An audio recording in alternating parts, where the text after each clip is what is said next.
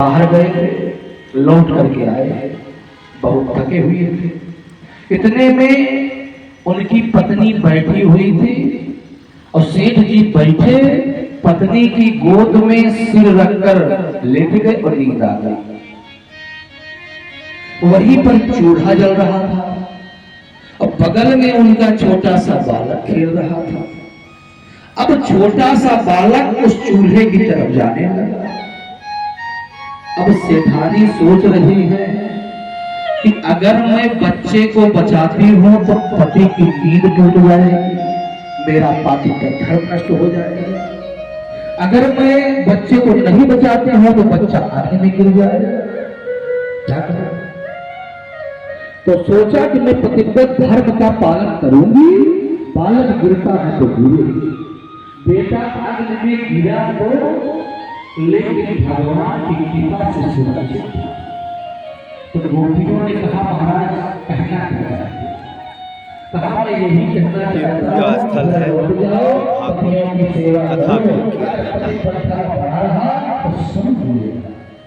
कहा छोटी सी कहानी हम क्या बताओ। कहा एक ब्राह्मण देवता थे और वो हमेशा घर ही रहते थे। ब्राह्मणी से बड़ा प्रेम रखते थे। ब्राह्मणी का नियम था जब तक ब्राह्मण होता प्रसाद बना करके भोग नहीं लगाते, ईश्वर नहीं बनाता। तो ब्राह्मण देवता को 7 दिन के लिए कहीं बाहर जाना पड़ा। कहा महाराज मैं प्रसाद कैसे ग्रहण करूंगी? कहा ऐसा है कि मेरी फोटो रख लो, जो भोजन बन जाए तो मेरे फोटो के सामने भोग लगा करके ग्रहण कर लेना। तो भोजन बना करके फोटो के सामने रख करके प्रसाद ग्रहण कर लेते। एक दिन जैसे भोजन बना के रखी और फोटो को भोग लगाया, उधर से ब्राह्मण देवता आ गए। अब गेट बंद है, बाहर से कुंडी को खटखटा रहे हैं। तो गोपियां भगवान से कहती हैं कि महाराज हमको क्या करना चाहिए? तो भगवान ने कहा जब असली पति आ गए हैं तो फोटो को भोग लगाने का जरूरत है, गेट खोलना चाहिए। कहा महाराज वही तो मैंने किया। जब परम पति आप मिल गए हो तो इस संसार के पतियों के चक्कर में पड़ने की क्या जरूरत है कि ऐसे पति को क्या भरूं जो जन्मई और मर जाए, और ऐसे पति को मैं भरूं सुहाग अमर हुई जाए। तो महाराज तो मैंने यही किया। फिर भगवान ने कहा कि अगर नहीं जा पा रही हो तो मैं पहुंचा दूं योग माया से। गोपियों ने कहा महाराज मेरा शरीर तो ले जाके पहुंचा दोगे, लेकिन मेरा मन तो आपने लिया है, और मन जहां होगा वही शरीरों कामने लगेगी। हाथ से भोजन तब बनेगा जब मन साथ में होगा, कान कथा तब सुनेंगे जब मन साथ में होगा। कहा महाराज मन को तो आपने चुराया है। जो गोपियों से भगवान कहलवाना चाहते थे आज गोपियों ने स्पष्ट कर दिया।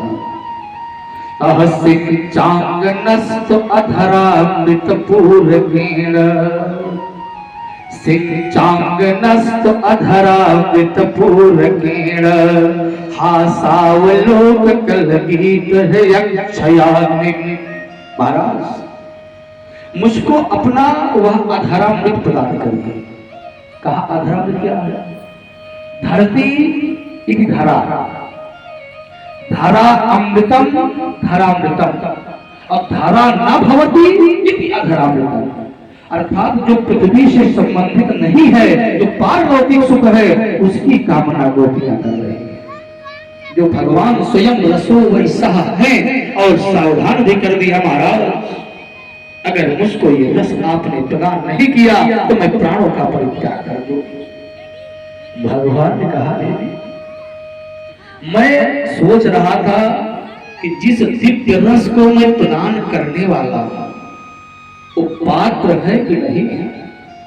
यहाँ 10 रुपए का शीशा खरीदते हैं तो पहले बाजार में देखते हैं फूटा तो नहीं, और मैं तो तुमको अपना दिव्य रस प्रदान करने वाला। तो मैं देख रहा था कहीं कोई विषय की कामना तो नहीं है, कोई अहंकार तो नहीं है, लेकिन अब आप लोग पात्र बन गई हो, इसलिए दिव्य रस में प्रदान करूंगा। जितनी गोपियां थी उतने भगवान बन गए। रास प्रारंभ किया, नाचना प्रारंभ कर दिया गोपियों के साथ। अब गोपियों के मन में अहंकार हुआ तो देखो कैसे मेरे इशारे पर नाच रहा। भगवान ने कहा यही अहंकार है, गड़बड़, मैं किसी के बस में नहीं रहता। इतने में कामदेव ने देखा तो कामदेव को अहंकार था कि मैं सबको दिखा देता हूं। भगवान ने कहा बेटा अभी तक तुमने योगियों को उनकी समाधि में विचलित किया है, आज मैं योगियों का योगी कृष्ण गोपियों के बीच में नृत्य कर रहा हूं, विचलित करके दिखाओ। कामदेव ने उद्दीपन, सम्मोहन, पांचों बाणों का प्रयोग किया, लेकिन मेरे भगवान ने उल्टा करके टांगा।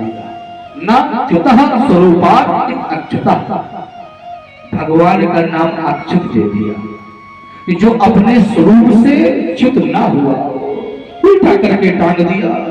और वही कामदेव भगवान के प्रथम पुत्र प्रद्युम्न के रूप में बाद में जन्म लिए।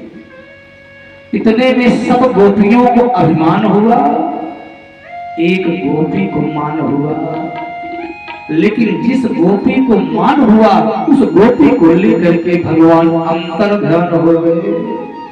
और जैसे अन्य गोपियों ने देखा कि भगवान नहीं है, विलाप करने लगी, वृक्षों से पूछने लगी भैया बरगद आपकी टहनियां तो दूर दूर तक फैली हैं, आपने तो देखा होगा कि मेरे प्राण प्यारे मेरे प्रियतम कहां गए। हवा का झोंका आया, वृक्ष हिला, कहा तुम क्यों बताओ, पुरुष जाति के हो ना, पुरुष कितने निष्ठुर होते हैं, तुमसे पूछना ही पड़ता है। और आगे बढ़ी, तुलसी का पौधा दिखाई पड़ा, कहा बहन तुम तो जानती होगी ना, क्योंकि मेरे प्राण प्यारे तुम्हारे बिना तो भोग भी स्वीकार नहीं करते, तुम तो निश्चित ही जान